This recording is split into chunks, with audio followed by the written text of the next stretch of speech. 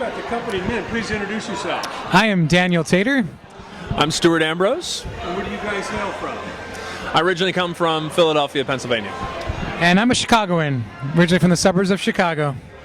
Well, my first question is, name a couple of the songs that were like the first songs you ever heard that you just couldn't get enough of. You had to buy the 45 or the album or the cassette. What were a couple of your favorite songs that you just... Yeah, I grew up in the car when we would be driving. My dad would listen to Peter, Paul and Mary Chapin Carpenter, that era.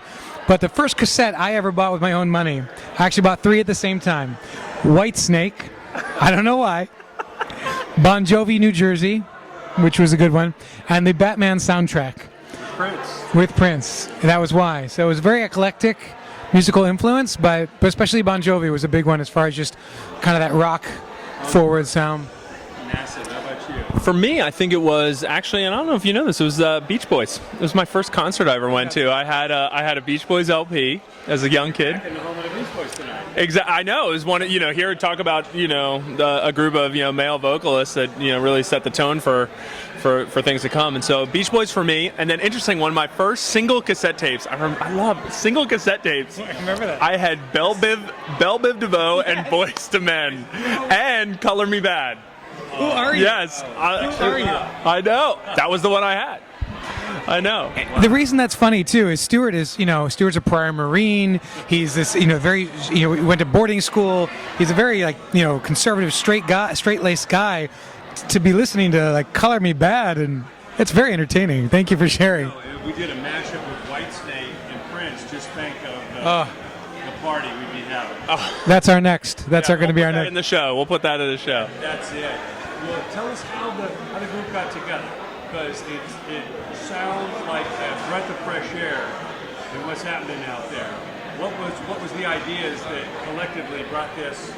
Well, the 4 of us had been performers, but we had kind of left that world to support our families, and we all had 9-to-5 jobs. And the story that we tell on our website is true, in that basically we were doing a Frankie Valli Four Seasons tribute group. And we found ourselves after a show. It was a long show, and after that show, we were in a hot tub off the Vegas Strip. And it was actually that moment we looked at each other. We said, "What are we doing? We want to do something more with our lives. We said, why don't we create something of our own?" And we left that hot tub with the idea, and we had left with the name, the website. You go take it from there. Yeah, and somehow we thought it was a good idea to leave those corporate jobs and be in a band. And what's more amazing is we convinced our wives the same thing, that it was going to be a good thing to do. But we started off. You only live once. Yeah. But but it was we come from an interesting perspective, because it wasn't just guys wanting to play around in a garage and do music. We had a lot on the line. We have mortgages, we have kids, we have wives. So it was really a make it or break it kind of situation. When we were putting the show together, we were wondering, we had diverse interests, all these different competing songs that we wanted to put in, and so it was actually our music arranger who said, "Why don't you do them all at the same time?" And that was where the idea of why don't we become America's first mashup group was hatched. And from there we became America's first mashup group. It was very successful very quickly for us. But I think we still wanted to grow as artists. And then that's where we get to today with releasing Throwback Pop, which is an album that shares all those mashup influences from the last 6 decades that we've had in our show. I would challenge you, Stuart, though, to tell me where Belle Biv DeVoe is in our music. Color Me Bad. Sorry, it was Color Me Bad. Sorry, where is Color Me Bad? Yes, it is. Oh, yeah, it is. Oops. Oops, I fall asleep during that part of the show. I get bored. Too much to remember. It's a lot of music. That's amazing. Well, I figured there's only 2 kinds of music. Music that moves you connect with, music that doesn't. All these other categories and eras and digital and analog, all that doesn't matter. If the music moves you, throw everything else out the window. And it seems like what you guys have done is take the cream of the crop, of all these eras, all these styles, all this music, and give it to them in a fresh package, even though you're pulling from the past. You know, Yeah. what did you collectively feel that was missing out there? Obviously, you enjoyed what you did, but did you kind of look at the landscape and see a whole? We did. When we first started, even that conversation in the hot tub, it was really, at that point, the market we were looking at who was out there, and they didn't have a 4-person group, and they didn't have anybody doing mashups. So we kind of found our niche. You know, we were a product we were creating, and wanted to make sure there was a market for it. And then, you know, going forward, go ahead. Going forward with throwback pop, again, looking at it, you have a lot of pop artists out there that you have Justin Timberlake, Bruno Mars, Robin Thicke, but you don't have a 4-person group doing that. Only 4-person groups are One Direction and, you know, boy bands, and we're not a boy band. We're a Man band. We're a man band. So so it was finding that we are Justin and Robin and JT and all those people all put into one group. That's us. How about that? Good. Yeah, no, I think to echo what Daniel said, we really appreciate throwback elements. We love how throwback elements are coming into music, but there's no 4-person group that's doing a lot of that right now.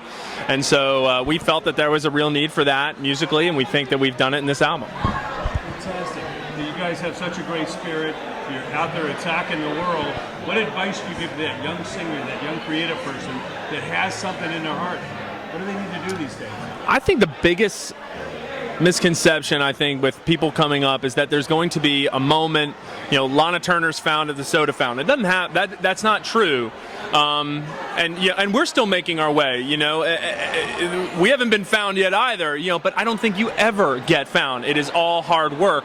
You know, we sat in this balcony literally 3 years ago, watching Boyz II Men perform on the stage we're going to perform on in an hour and a half. You know, and that was an inspiration to us. And here we are, you know, performing on that stage, and we're obviously, you know, nowhere near what they've been able to achieve musically, but that's our dream, and we're going to keep working towards that.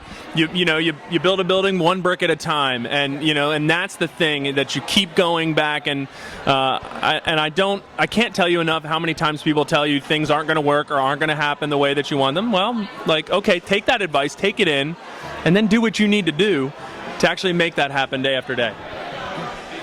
You worded it so beautifully. I Thanks, can't even top that.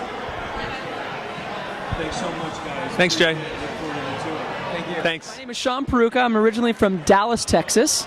My name is Brian Purcell. I'm originally from Woodland Hills, California, LA local.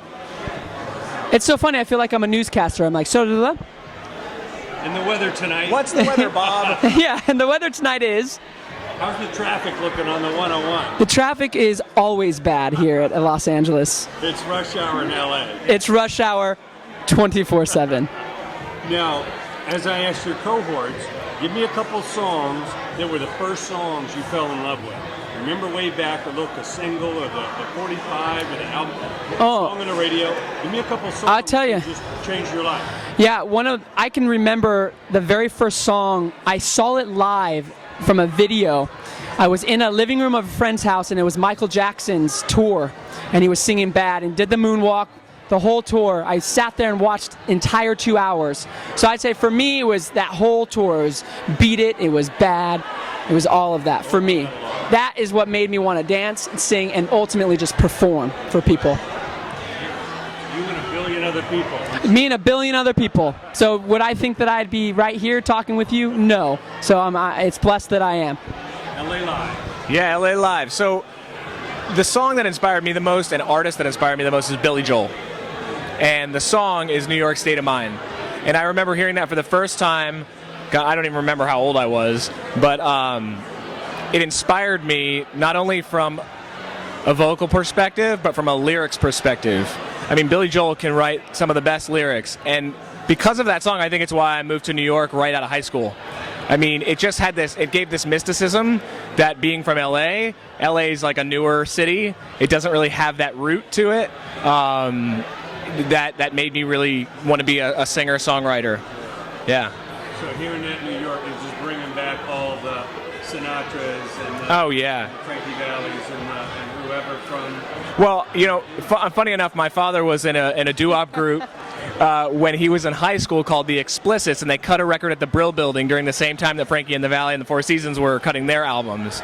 And, doo-wop is a big part of my history with my dad. And I think our group's history, too, definitely. That's where we met. We met doing music, a tribute to Frankie Valli and the Four Seasons.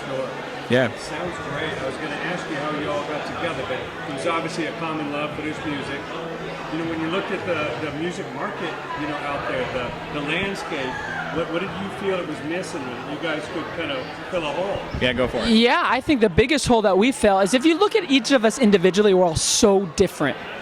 And what we wanted to bring back with an album of music is kind of what they did in the old days, where every song sounded different and was a different story and different. Nowadays, we feel like maybe some albums, you play one track and you play track 7 and they're kind of the same. On our album, every track is very much different. Well, and we represent each vocalist in their own style. And I think that's something that's a little bit different, but then also bringing that 4-man frontman group, not boy band, but that old kind of, the Frankie Valli Four Seasons where everybody kind of gets a moment to shine. Yeah. It's amazing stuff. I mean, to be able to quit the jobs and go out there and do this in this day and time, obviously you're very confident about what's going on. What is the feedback you've been getting so far? What is inspiring you to just go for it? Well, the feedback is actually I'm sitting here with you right now. That means we're doing kind of something right. And for me, it's always tomorrow and the next day. And so the more I can do this for a living and the pleasure that I get for performing for people, that's a success to me. If I can keep doing that the rest of my life, I'll be happy. Yeah, it's definitely about giving an audience an emotional, visceral reaction to what you're doing. It's all about connecting with your audience. And I think that we have the ability in different ways to connect with different types of people, different demographics, and to be able to do it every day thus far has been a blessing. It's been a huge blessing. Now, in such a different industry that's out there, what advice do you give to that young talent? Because there's all these singing shows and YouTubes and everything, but what do they have to find in their heart to be able to find their own voice to have a shot? Truth. Their own truth. They have to be themselves. You can definitely be shaped by producers, by labels, by all of that, and you just got to keep yourself in there somewhere. You don't want to lose yourself in your music. Yeah, I would say you don't want to lose what you love to do. Dreams are real. I grew up always listening to people saying, this is a dream come true, just keep at it. But it's actually the truth. If you continue to go after what you want, you can make it happen. We can't wait to see you blow up the historic stage here at LA Live. Best of luck on the tour. Thank you. So pleasure to meet you. Thank you so much.